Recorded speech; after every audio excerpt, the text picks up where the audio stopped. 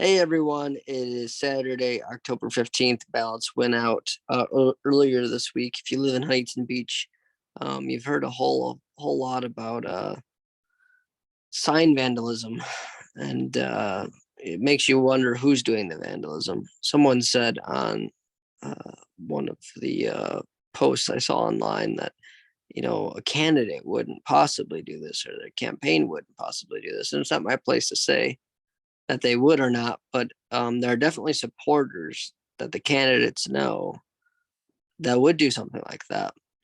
One of the candidates was all over ABC7 and apparently put trackers on her signs and said they were all vandalized and graffitied, and said that her windows have been shot by BB guns recently. It's a lot of coincidences. It really, quite honestly, reminds me of the whole Jussie Smollett.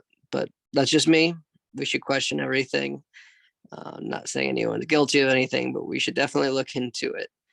Around that time, I've been kind of quiet. I don't think signs, in terms of signs, I've been quiet. I don't think signs move the bar entirely. I've had more signs than anybody and any candidate in the city, probably combined over the last 3 or 4 elections.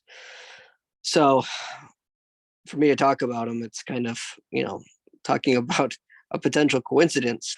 So right around when all these signs were getting graffitied, I noticed on an online post that someone posted a photo of one of my signs. I have two types of signs out there. I have a blue half sign that says elect Brian Burley, and then I have my white signs from last time that have like the surfboard is the L.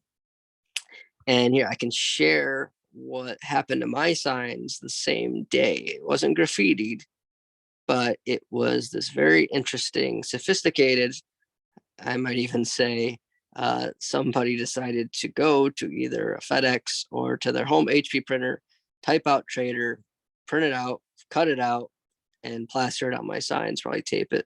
I've been told that it's apparently fallen off since then. I think this is the one over on Indianapolis, but I don't know for certain because I wasn't by the sign. So this happened. And on that same day, something else interesting happened. What happened on that day is one of my opponents, I went after him, told the truth, that he had only lived here a few years. He's funded by developers, as are all the special interests for Gracie Casey, Pat, and Tony have all taken developer money. That's just a fact. You can look it up in the reports.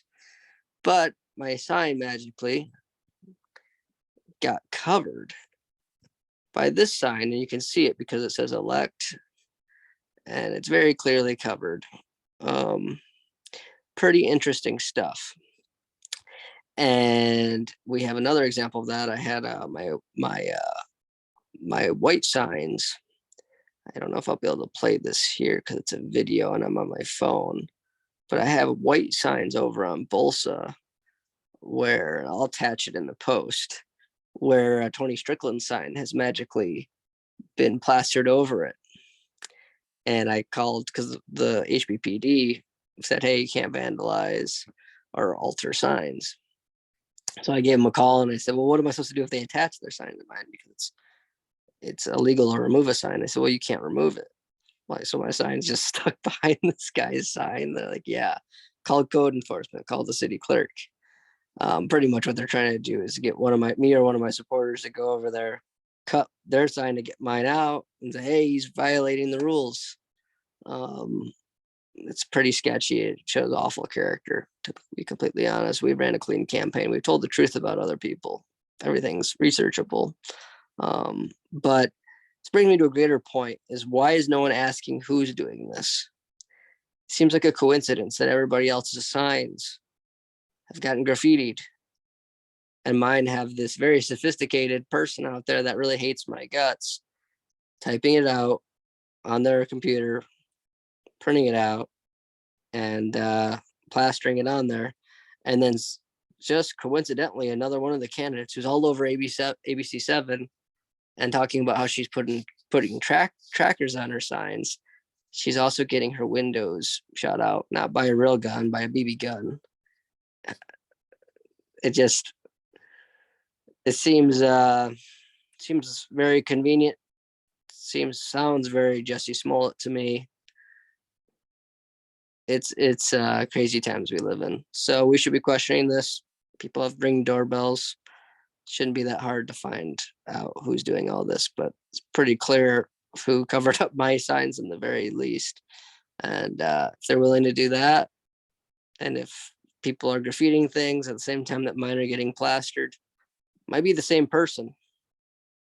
Just saying, someone's doing something out there, and it's pretty despicable.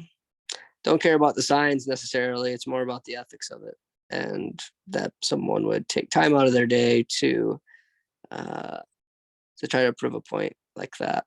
And then somebody clearly on TV, and some people feel like playing a victim. So what do you think? Let me know.